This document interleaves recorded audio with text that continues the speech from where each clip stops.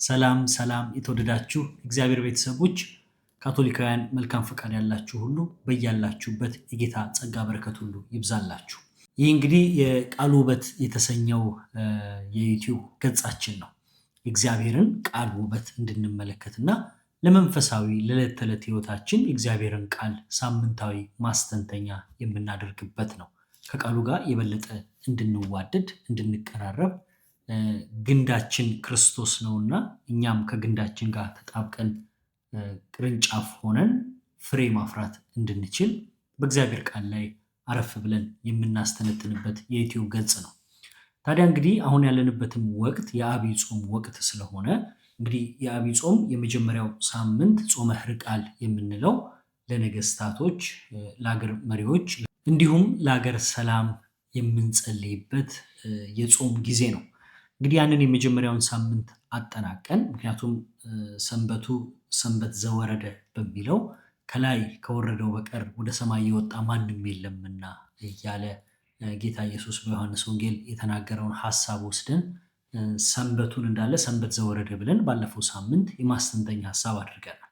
ታዲያ ይህ የወረደው እውነት ክርስቶስ ብርሃናችን ነውና በጨለመው የህይወት ክፍላችን ውስጥ ሊያበራ ልባችንን ከፍተን እንድንጋብዝ ነው። ሰላም ማጣት በጨለማ ይመሰላል። ሰላም ብርሃን ነው። ከእግዚአብሔር ከአንዱ የሚሰጠን እውነተኛ የሆነ ብርሃን ነው።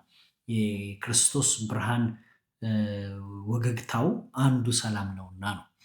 ስለዚህ እንግዲህ በዚህ ጊዜ እኛም የራሳችንን ጨለማ ክርስቶስ እንዲያበራበት ልባችንን የምንከፍትበት አንቆ ይዞን የነበረውን ደግሞ አውጥተን ጥለን የክርስቶስን እጅ መጨበጥ እንድንችል መንፈሳዊ ተጋድሎ በእኛ በኩል እያደረግን እንዲሁም ደግሞ ለአገር መሪዎች ለአገር ሰላም በተለይ ዓለማችን አገራችን ከምንም በላይ ሰላም ያስፈልጋልና ያንን ጾማችንን እግዚአብሔር አምላክ ተቀብሎ ሰላሙን እንዲያበዛ ሰላም ከውስጥ ይጀምራልና ነው። እኛ ያልተቀበልነው ሰላም በማህበረሰብ ውስጥ እኛ ያልተቀበልነው ሰላም በአገር ላይ ሊኖር አይችልምና በዛ ሐሳብ ጾም ጸሎታችንን እንዳደረግን ተስፋ አድርጋለሁ። አሁን ደግሞ በዚህ ሳምንት ሰንበት ዘቅድስት የሚለውን በተለይ ጌታችን ኢየሱስ ክርስቶስ ራሱ 40 ቀንና 40 ሌሊት በምድረ በዳ በሰይጣን እየተፈተነ ጾም የጸለየበትን ጊዜ በማስታወስ የሰንበት ዘቅድስትን የምንጀምርበት ዕለት ላይ እንገኛለን።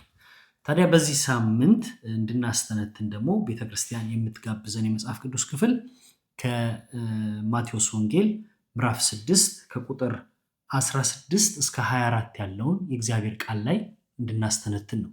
እንግዲህ የማስተንተኛ ሐሳባችንን የምንወስደው ከወንጌል ስለሆነ በዛ ሐሳብ ላይ ተመርኩዘን ሳምንቱን ለማስተንተን እንሞክራለን። ልቦናችንን ለጌታ መንፈስ ቅዱስ ልንከፍትለት ይገባል። የቃሉን ትርጉም የቃሉን ሐሳብ በልባችን ውስጥ አድሮ ፍሬ የሚያፈራውን የእግዚአብሔርን ቃል መቀበል እንድንችል ልቦናችንን ለጌታ መንፈስ ቅዱስ ልንፈቅድለት ይገባል። እኛም በእግዚአብሔር መንፈስ ተሞልተን ስናነበው የበለጠ የቃሉን ውበትና ሕይወት የሚሰጠውን ቃሉን እኛም መቀበል እንችላለንና ነው። የማቴዎስ ወንጌል ምዕራፍ 6 ላይ ነው እንግዲህ የሰንበቱን ማስተንተኛ ሐሳብ የምንወስደው።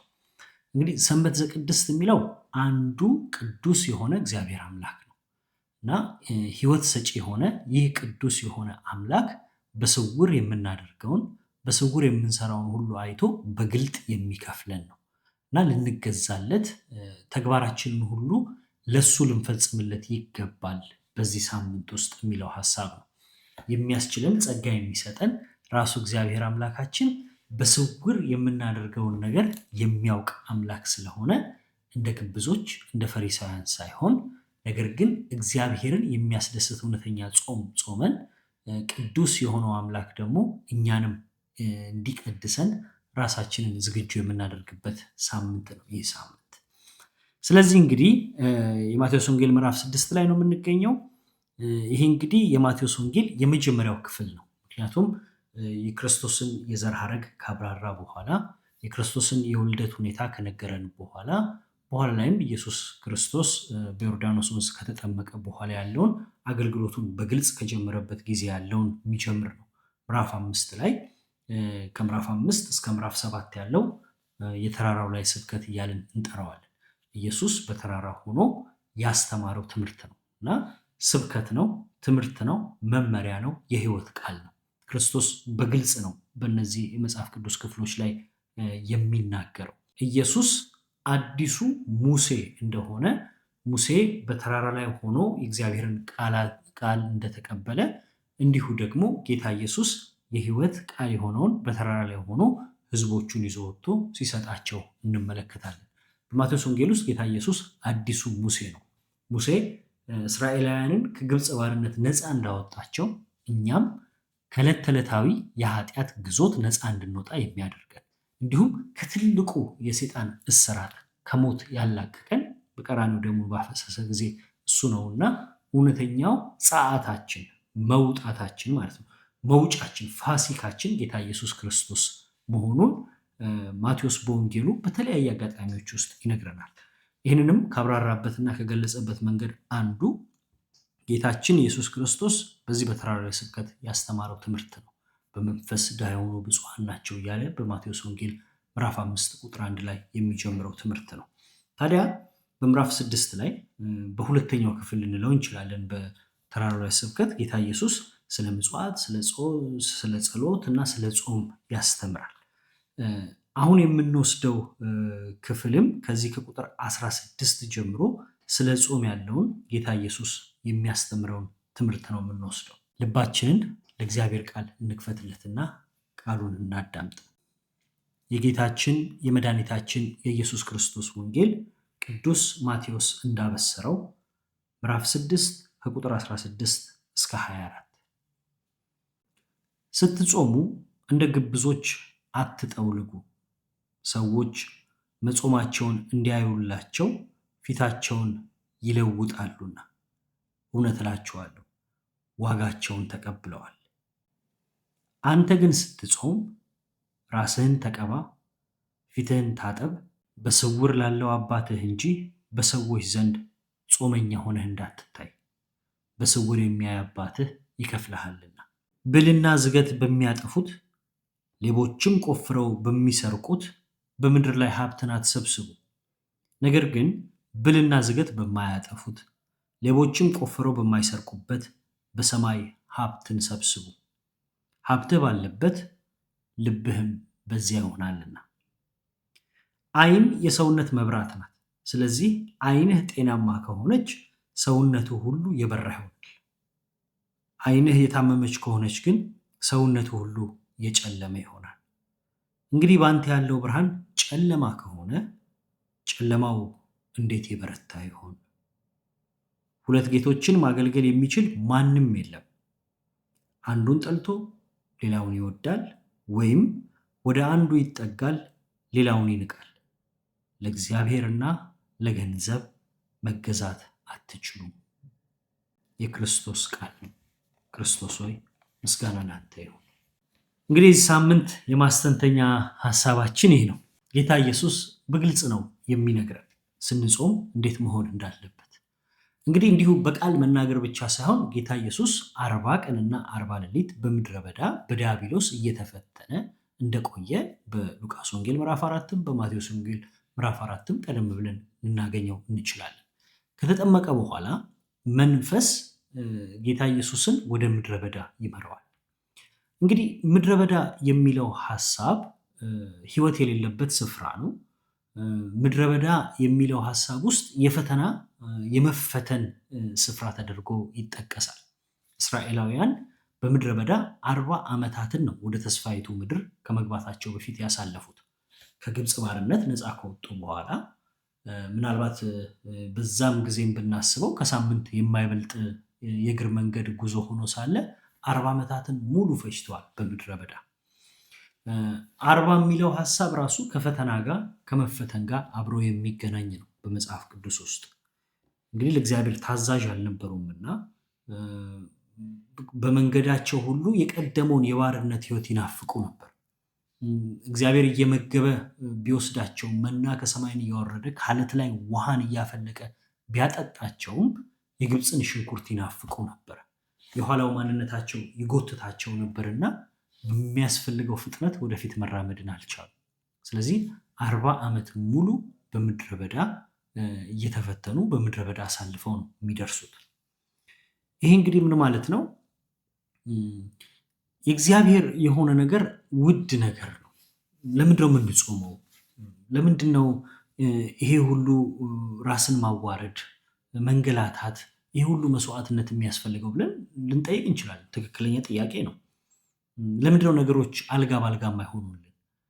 ዓለምን ሁሉ የፈጠረ እግዚአብሔር ከኛ ጋር አይደለም ወይ ብለን ልንጠይቅ እንችል ይሆናል።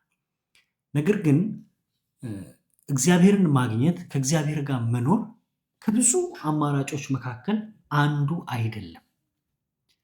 ከእግዚአብሔር ጋር መኖር፣ ከእግዚአብሔር ጋር ህይወትን ማሳለፍ ማለት የህይወታችን ዋናው ጥሪና ግቡ ነው። የሽልማታችን ሁሉ ጥግ ሊሆን የሚችለው የክርስቶስ ሰላምን መቀበል። በህይወታችን ብዙ አማራጮች፣ ብዙ ነገሮች ሊያጋጥሙን ይችላሉ። ከነዛ አማራጭና አጋጣሚዎች መካከል አንዱ አይደለም እግዚአብሔር። እግዚአብሔር ብቸኛው፣ ለብቻው፣ ስፍራው ልዩ ነው። ለዚህ ነው ይህንን ውድ የሆነውን ነገር ለመቀበል ነው ሐዋርያው ጳውሎስ ራሱ ይላል፣ ገና ወደፊት ራሱ በእሳት የምንፈተንበት ጊዜ ይመጣል። በእሳት እየተፈተነ እየተባለ ከገለባ ነው ወይስ ከምንድን ነው የተሰራው የሚለው ሁሉ የሚጠራበት ጊዜ ይመጣል። ምክንያቱም የእግዚአብሔር መሆን ውድና የከበረ ነገር ስለሆነ፣ ውድና የከበረ የሆነን ነገር ለማግኘት የሚከፈል መስዋዕትነት አለ። እንዲሁ ስለፈለግን እንዲሁ ስላቀደም ብቻ የምናደርገው ነገር ስላልሆነ እንደማለት ነው። ነገር ግን በአንጻሩ ግን ርካሽ የሆነ ነገር አለ። ርካሽ የሆነው ነገር የራስን ፈቃድ መከተል። ለምሳሌ ብዙ ማሰላሰል፣ ብዙ መሄድ አይገባንም።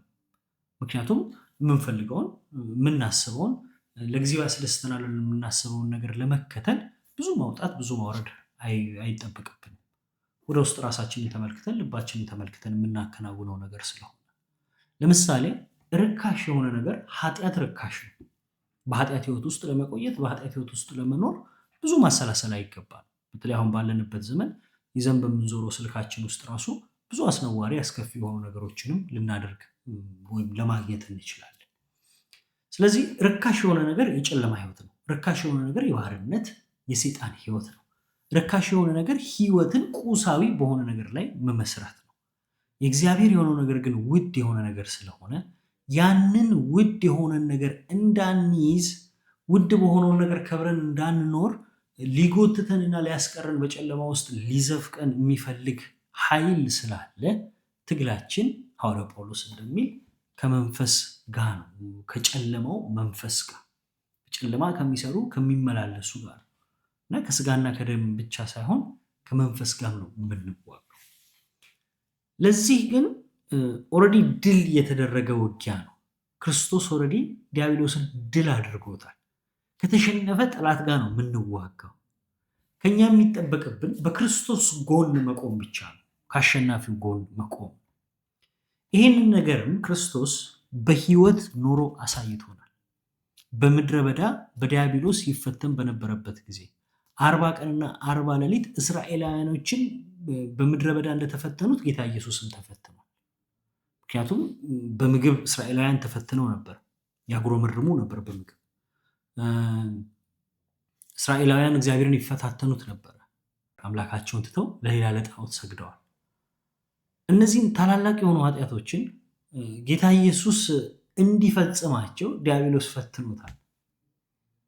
ኢየሱስም በዛ በፈተና ወንበር ላይ ተቀምጦ በድል አድራጊነት ሰይጣንን ሂድ ዞር በል ካጠገቤ በማለት ሶስቱንም ነገሮችን ሰው በእግዚአብሔር ቃል ጭምር እንጂ በምግብ አይኖርም ብሎ፣ ለጌታ ለአምላክ ብቻ ስገድ ተብሎ ተጽፏል ብሎ፣ እንዲሁም ደግሞ እግዚአብሔር አምላክን አትፈታተን ተብሎ ተጽፏል ብሎ እንደውም ከቃለ እግዚአብሔር እያጣቀሰ ጌታ ኢየሱስ መልስ ሰጥቷል። አንድ የእግዚአብሔርን ቃል የማወቅ ቁም ነገሩ ይሄ ነው። የጨለማውን ኃይል የሰይጣንን ኃይል እንዴት አድርገን ማሸነፍ እንዳለብን የምናውቅበት ነው። ለዚህ ነው እግዚአብሔር ኢያሱን ምን ይለዋል? ሙሴ ከሞተ በኋላ የተተካው ኢያሱ ነበርና ከሙሴ ጋር እንደነበርኩኝ ከአንተም ጋር እኖራለሁ፣ ነገር ግን ይህ የዚህ ቃል ይህንን ቃል የሕጌን ቃል ከአፍህ አይለይ ይለዋል። እንዲነክሰው በአፍህ ዙር ማለቱ ሳይሆን ነገር ግን ያንን ቃል የህይወት ቃል አድርገን ስንጠቀመው ዲያብሎስን ድል የሚያደርግ መሳሪያ ስለሆነ ነው። ያ ሰይፍ የተባለው የእግዚአብሔርን የሕይወት ቃል ሕያው የሆነውን ቃል አንሱ እያለ ሐዋርያው ጳውሎስ እንደሚናገር። ስለዚህ በዚህ ሐሳብ ውስጥ ሆነን ነው ጌታ ኢየሱስ ስለ ጾም ሲያስተምር ያሳለፈውን የኖረውን ነገር። ጾም የአምልኮም ተግባር ነው። በጾም ውስጥ ራሳችንን ለእግዚአብሔር ፈቃድ የምናስገዛው ለምንድን ነው? የከበረው የሕይወት ጉዞ የተትረፈረፈውን ሕይወት የምናገኘው ከአንዱ ምንጭ ከእግዚአብሔር ስለሆነ ነው። ስለዚህ ኢየሱስ ምን ይላል? ስትጾሙ እንደ ግብዞች አትጠውልጉ ይላል። እንግዲህ በዚህ በወንጌል ውስጥ በተለያየ ቦታ ጌታ ኢየሱስ ፈሪሳውያንን ግብዞች እያለ ይጠራቸዋል። እናንተ ግብዞች። ግብዝ የሚለው ሐሳብ ሂፖክሪት የምንለው ሐሳቡ ድሮ ትወና የመድረክ ትወና ሲሰራ ያንን የመድረክ ትወና የሚተውኑ ሰዎች ንጉሥ ሆነው ሲተውኑ ወይም ደግሞ ኃይለኛ ተዋጊ ሆነው ሲተውኑ ቲያትራቸውን የሚያቀርቡት እንደ ጭምብል ያለ ነገር አድርገው በዛ መስለው ይሰራሉ። መድረኩ ላይ እስካለ ጊዜ ድረስ ቲያትሩ እስኪያልቅ ጊዜ ድረስ ያ ጭምብል የለበሰው ሰው በዛች መድረክ ላይ ንጉሥ ሆኖ ይቀጥላል፣ ወይም ኃይለኛ ተዋጊ ሆኖ ይቀጥላል። ነገር ግን ቲያትሩ አልቆ ከመድረክ ሲወርድ ያ ጭምብሉም ይወልቃልና ወደ ነበረው ማንነቱ ይመለሳል። እንደ ንጉሥ ሆኖ መተወኑ የአንድ የቲያትሩ ክፍል ነው እንጂ የሕይወቱ እውነታ ግን አይደለም። ለዚህ ነው ፈሪሳውያኖችን በተደጋጋሚ እናንተ ግብዞች እያለ ጌታ ኢየሱስ ይናገራቸዋል። እነዚህ ፈሪሳውያን ሲመሰረቱ የተመሰረቱበት ሐሳብ የኢየሩሳሌም ቤተ መቅደስ ከፈረሰ በኋላ ይሄ ሰከንድ ቴምፕል ፔሪድ የምንለው አለ። ፈርሶ ድጋሚ ከተገነባ በኋላ የኢየሩሳሌምን ቅድስና ለማስጠበቅ ብለው ለቅድስና የተለዩ የሚል ሐሳብ አለው ስማቸው ፈሪሳውያን የሚለው። ለዛ ተለይተው እግዚአብሔር የሚወደውን እግዚአብሔር የሚከብርበትን ቅዱስ የሆነውን ነገር እናድርግ በማለት የተለዩ ሰዎች ናቸው። ለእግዚአብሔር ፍቅር እንዳላቸው ይገልጻሉ። አብዛኞቹ ባለጸጎች ናቸው። ምክንያቱም በብሉይ ኪዳን በተለያየ ክፍልም እንደምናገኘው ከእግዚአብሔር ጋር የሚራመድ ሰው በእግዚአብሔር ጸጋ ይባረካል ተብሎ ስለሚታሰብ ባለጸግነትን የእግዚአብሔርን ሐሳብ ከመፈጸም ጋር አድርገውም ያገናኙታል። ስለዚህ እነዚህ ሰዎች የእግዚአብሔርን ሐሳብ እናውቃለን የሚሉ ናቸው። እግዚአብሔር የሚያስፈልገውን የሚያስደስተውን ምን እንደሆነ እናውቃለን። ስለዚህ ሕጉን የሚያወጡት እነሱ ናቸው። ሎየር ናቸው፣ የሕግ ባለሙያ ናቸው። ስለ ሕግ ጥልቅ እውቀት አላቸው። ስለዚህ በዛ የእግዚአብሔር ሕግ ቃል ትእዛዝ ምን ይላል፣ የሙሴ ሕግ ምንድን ነው የሚለውን እያንዳንዱን ነገር ያውቃሉ። ስለዚህ 1 ሲደመር 1 2 ነው። እንዲህ ከሆነና እንዲህ ካደረግ አንተም እንደዚህ ትሆናለህ የሚል ነገሮችን ያስቀምጣሉ። የማቴዎስ ወንጌል በኋላ ላይ ምዕራፍ 23ን የተመለከተን እንደሆነ በደንብ አድርጎ ሲነቅፋቸው እንመለከታለን። ምክንያቱም እናንተ ውጫችሁ ያምራል፣ ነገር ግን ውስጣችሁ በሰም የተለበጠ የሚመስል ልክ እንደ መቃብር ስፍራ ናችሁ እያለ ጌታ ኢየሱስ ይናገራቸዋል። እናንተም አትሸከሙትን ሸክም በእነሱ ላይ ታስቀምጣላችሁ እያለ ይነግራቸዋል። ስለዚህ ግብዞች የሚለው ሐሳብ መጾማቸው ከውጭ እንዲታይ ልክ ጭንብል አድርገው ውስጣቸው ያልሆነውን ማንነት ሆነው እንደሚመላለሱ አይነት ሰዎች እንደማለት ነው። ይህ ነገር እግዚአብሔርም አይከብርበትም፣ ለእኛም ሕይወትም አይጠቅምም፣ ማንም አይከብርበትም። የከሰረ ሕይወት እንደማለት ነው። ምክንያቱም ትወና አይደለም የክርስትና ሕይወት። የክርስትና ሕይወት የፍላጎት ጉዳይ አይደለም፣ መስዋዕትነትን የሚያስከፍል ነው። ፍላጎትን ማጣት እንደ እግዚአብሔር ፈቃድ ለመሄድ የራስን ፈቃድ መቅበር የሚጠይቅ ነገር ነው። ዕለት በዕለት ኢንፋክት በየቀኑ መሞት ማለት ነው። እንግዲህ አስቡ፣ አንድ ሰው በየቀኑ ሲሞት የሚኖረውን ሕይወት አስቡ። በየቀኑ ሐዘን ሲኖር የሚመጣውን ነገር ተመልከቱ። ምክንያቱም ለምን ሞተን የምናገኘው ሕይወት በሕይወት በልጽገን ከምናገኘው ስለሚበልጥ በእግዚአብሔር ጋር ስንሆን። ስለዚህ ለዚህ ነው እውነት እውነት እላችኋለሁ ዋጋቸውን ተቀብሏቸዋል እያለ ይናገራል አይደል? ሰዎች መጾማቸውን እንዲያዩላቸው ፊታቸውን ይለውጣሉና እያለ ጌታ ይናገራል። አንተ ግን ይላል፣ አንቺ ግን ስትጾሙ ምን አድርጉ? ራስህን ተቀባ፣ ፊትህን ታጠብ፣ በስውር ላለው አባትህ እንጂ በሰዎች ዘንድ ጾመኛ ሆነህ እንዳትታይ። ምክንያቱም ለምን? በስውር የሚያይህ አባትህ ይከፍልሃልና። ይሄ አባት የሚለው ሐሳብ ጌታ ኢየሱስ ሲጠመቅ በዮርዳኖስ ወንዝ በመጥምቁ ዮሐንስ እጅ ሰማይ ተከፍቶ ለመጀመሪያ ጊዜ የምንሰማው በእርሱ ደስ የሚለኝ የምወደው ልጄ እርሱ ነው። ልጄ እርሱ ነው ሲል እግዚአብሔር አብ አባትነቱን እያወጀ ነው።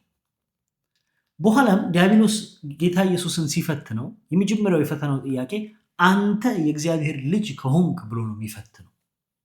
የዲያብሎስ ትልቁ ስራ ይሄ ነው፣ ሰውን ከእግዚአብሔር ጋር መለያየት፣ አባትና ልጅን መለያየት፣ መከፋፈል፣ በሁለት መንታ በሆነ ሀሳቦች ላይ ሰዎችን ማስቀመጥ የዲያብሎስ ስራ ነው።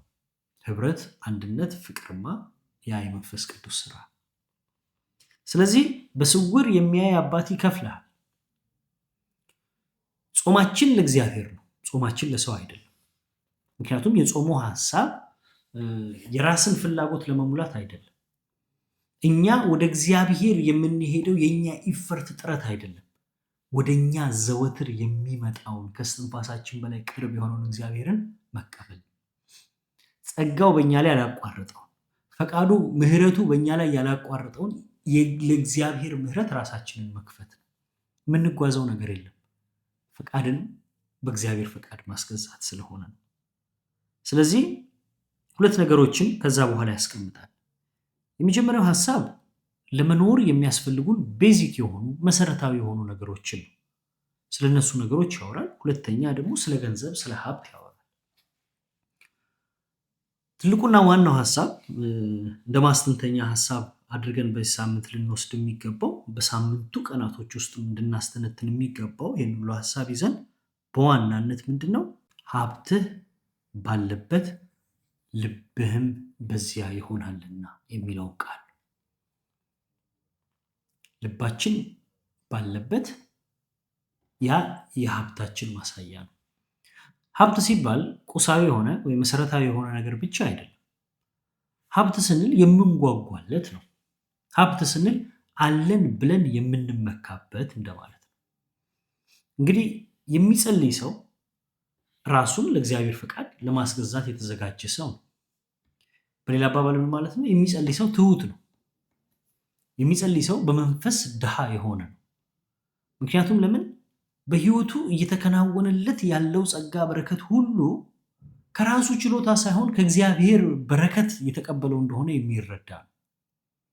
እርን ያደረገው አይደለም። ሰርቻለሁ፣ ለፍቻለሁ፣ በላቤ ይሄንን ነገር አግኝቻለሁና ጤና ይገባኛል ብሎ የሚል ሰው የለም። ይሄንን ነገር አድርጌያለሁ፣ ሰርቻለሁ፣ እኔ ጥሩ ሰው ነኝና ሰላም ይገባኛል ብሎ የሚል ሰው የለም። ሀብት ይገባኛል የሚል ሰው የለም። ምክንያቱም ለምን? ለክፉም ለደጉም ሳይሆን የሚያወጣ እግዚአብሔር ስላለ ነው። ስለዚህ ከእግዚአብሔር መልካም ቸርነት ቅዱስ ከሆነው አባታችን ሰንበት ዘቅድስት ነው። ቅድስናውን ልናስብ ይገባል። አንድ ቅዱስ ብቻ ነው ያለው። ያ ቅዱስ የሆነ እግዚአብሔር አምላክ በቸርነቱ ፍጥረቱን ሁሉ የሚመግብ አምላክ የሚሰጠንን ያንን አንድ የሆነውን ነገር እንቀበላለንና ከኛ ጥረት የተነሳ የሚከናወንልን ነገር ምንም ነገር ስለሌለ ነው። ስለዚህ ልባችን የት ነው ያለው የሚለው እንደ ማስተንተኛ ሀሳብ በዚህ ሳምንት ልንመለከተው ይገባል። ልብ ያለው የት ነው? እግዚአብሔርን በልብ ነው እንድንቀበል የምንጠየቀው። ምክንያቱም ልብ ደም የሚረጨውን የሰውነት ክፍላችንን እያለን አይደለም። ልብ የሰውነታችን የህይወታችን ማዕከልን የሚያሳይ ነው። ብዙ ጊዜያችንን የምናሳልፍበት ጊዜ የቱ ነው? ለማድረግ የምንጓጓለት ጊዜ የቱ ነው? በቀን ሳናከናውን ስናደርገው ልባችን በቃ ልክ እንደ ባዶ ቅርቅር የሚለን ነገር ምንድን ነው? ቢሳካልንና ያሰብነው ነገር ቢሞላ መጀመሪያ ልናደርግ የምናስበው ነገር ምንድን ነው?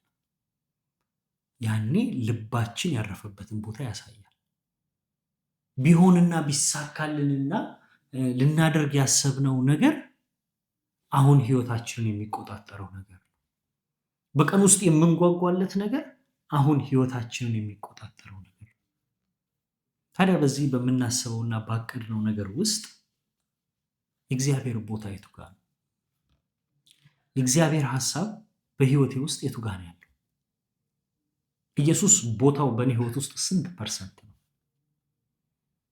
100% ያልሆነው ለምንድን ነው? ለምንድን ነው ያልተቻለው? ሙሉ በሙሉ እግዚአብሔርን እያስተነተኑ በእግዚአብሔር ሕይወት ውስጥ ሆኖ መቆየትን ያልቻልነው ለምንድን ነው? እኛ መላእክት አይደለንም። አዎ፣ ነገር ግን ብዙ ቅዱሳኖች እንደዛ ኖረዋል። ቅዱሳን ከመሆናቸው በፊት ሰዎች እንደነበሩ እንዳትረሱ። እንደውም ምን ይባላል? ብዙ የበደለ ብዙ የእግዚአብሔርን ምሕረት ያገኛል። የሆነ ጊዜ ኃጢአተኛ የነበሩ ሰዎች እንደሆኑ እንዳትረሱ ቅዱሳኖች። እና ያንን ህይወታችንን ነው እንድናስተነትን የምንጋብዘው።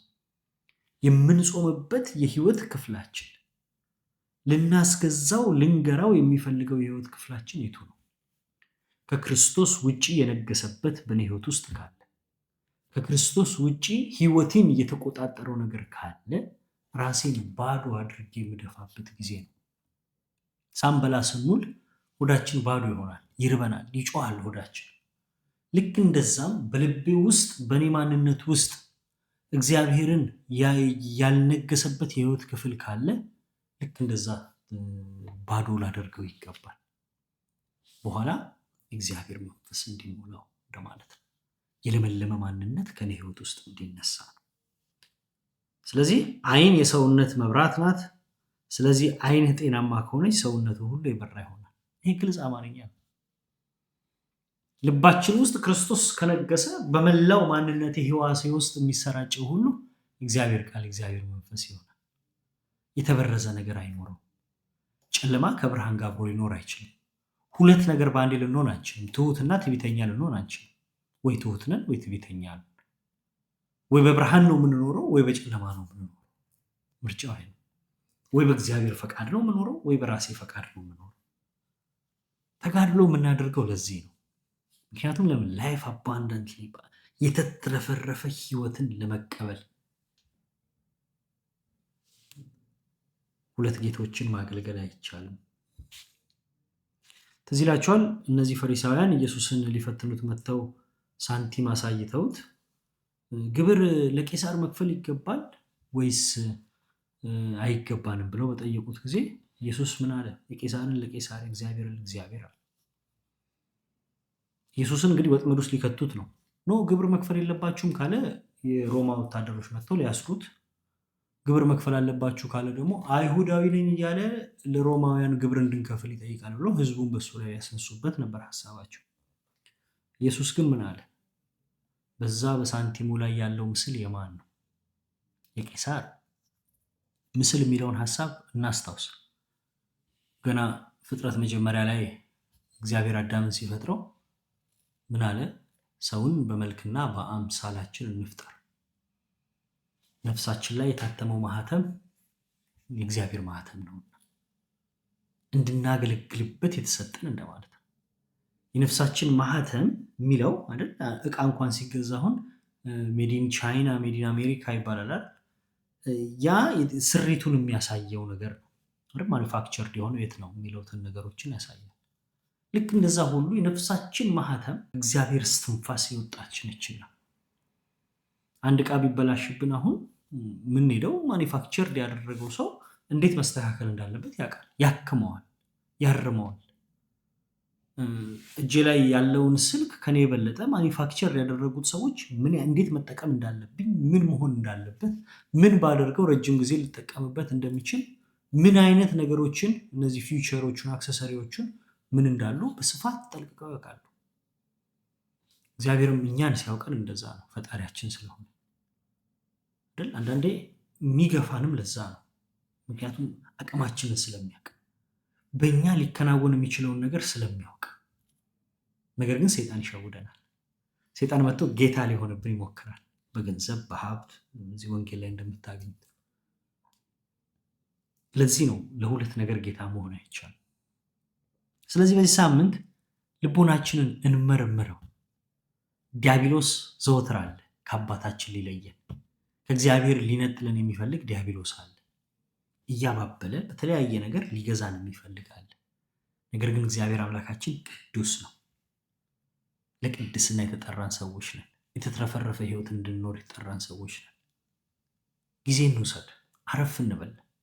ትንሽ ደቂቃ ጠዋትም ማታም እንውሰድ። በጥሞና ጊዜ እንስጠው። ሊያወጋን ሊያወራን የሚፈልግ አፍቃሪ አባት አለን። የምናደርገውን በስውር የሚያይ ከዚህ አባታችን ጋር ነው እንድንገናኝ የሚገባው። የጾም ዓላማ አንድ ሊሆን ይገባል። እግዚአብሔርን ማክበር፣ ከሰዎች ዘንድ ጭብጨዋን፣ ከሰዎች ዘንድ ሞገስን ለማግኘት አይደለም። በሰዎች ዘንድ ይጾማል የሚለውን ሀሳብ ለመታየት አይደለም። ጭምብል አድርገን እንደ ፈሪሳውያን ያልሆነውን መድረክ ላይ ሆነን ከዛ ደግሞ በተለየ ህይወት አንኑር፣ አንለዋወጥ። አንድ ጌታ ነው ሊኖርን የሚገባው። ሁለት ጌታ የሚባል ነገር የለም። አይናችን ብርሃንን እንደሚሰጥ ሁሉ በልባችን የእግዚአብሔርን ቃል እንቀበል፣ ቃሉ ብርሃን ነውና ሕግህ ለእግሬ መብራት እያለ መዝሙረኛው ዳዊት እንደሚናገረው። ስለዚህ በዚህ ሀሳብ ይህንን ሳምንት ሰንበት ዘቅድስትን በተለይ ይሄ ሁለተኛው የዐቢይ ጾም ክፍል ጌታችን ኢየሱስ ክርስቶስ 40 ቀንና 40 ሌሊት በጾመበት መንገድ ጾማችንን የምንቀጥልበት ክፍል ነው። በዚህ ሀሳብ ላይ በእነዚህ 3 መሰረታዊ በሆኑ ነገሮች ጾም፣ ጸሎትና ምጽዋት ላይ ትኩረትን እንድናደርግ ነው። ምጽዋት ቸር ያደርገናል። ምጽዋት ለጋሶች እንድንሆን ያደርገናል። ጸሎት ትህትናን ያስተምረናል። ትዕቢታችንን ይቀንሰዋል፣ ያጠፈዋል። ጾም ደግሞ ፍትወታችንን እየቀነሰ ፈቃዳችንን ለእግዚአብሔር እንድናስገዛ ይገራናል። በዚህ ሀሳብ ሆነን በስውር ለሚያየን አባታችን እውነተኛ ጾምን እንድንጾም ጾማችን እንዲባርክልን በዚህ ሳምንት ልንጸልይና በጸሎት ልንተጋ ይገባል። እግዚአብሔር አምላክ አብዝቶ ይባርካችሁ። ሳምንት ደግሞ በቀጣይ የሳምንታዊ ማስተንተኛ ክፍል ላይ እግዚአብሔር በሰላም ያገናኘን።